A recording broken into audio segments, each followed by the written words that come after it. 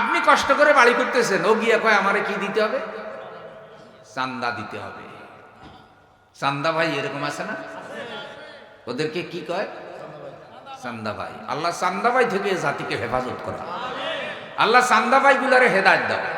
আল্লাহ হেদায়েত কপালে না থাকলে চান্দা ভাই গুলাকে তুমি শায়েস্তা করো। সাধারণ জনগণকে আল্লাহ চান্দা ভাইদের জুলুম থেকে রক্ষা করো। এই চান্দা ভাই এগুলো কি? চান্দার কারণে জান্নাতে যাবে না জাহান্নামে? লোভ লালসা, খেল তামাশা, লোভের কোনো শেষ।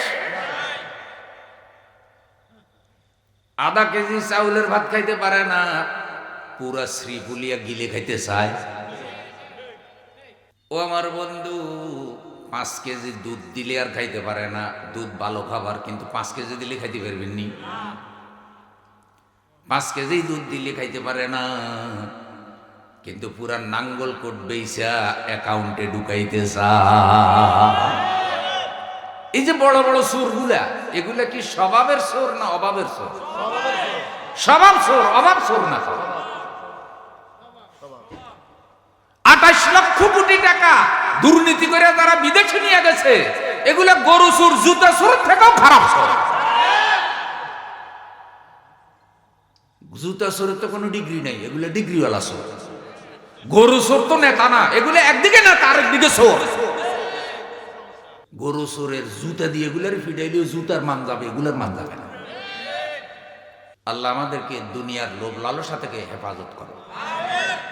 দুনিয়া দরকার আছে, কিন্তু যতটুকু দরকার অতটুকু। আর দুনিয়া কামাই করতে হবে হালাল পথে। বড় লোক হইতে অসুবিধা নাই, কোটি টাকার মালিক হইতে অসুবিধা নাই, কানিয়ে কানিয়ে জমিন কামাইতে অসুবিধা নাই, বিঘায় বিঘা ক্ষেত আছে আপনার, আলহামদুলিল্লাহ, অসুবিধা নেই, এগুলো আল্লাহর নেয়ামত।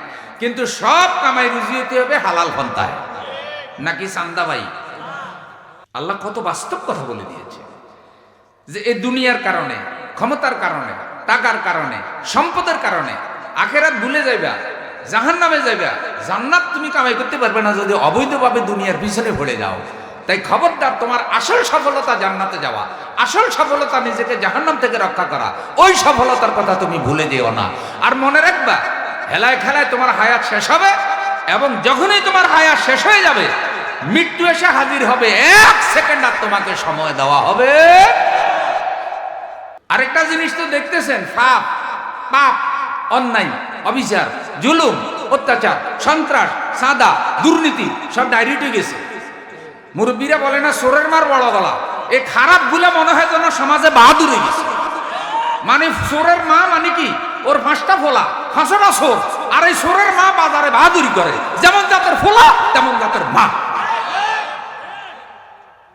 তো যেমন জাতের নেতা তেমন জাতের কর্মী।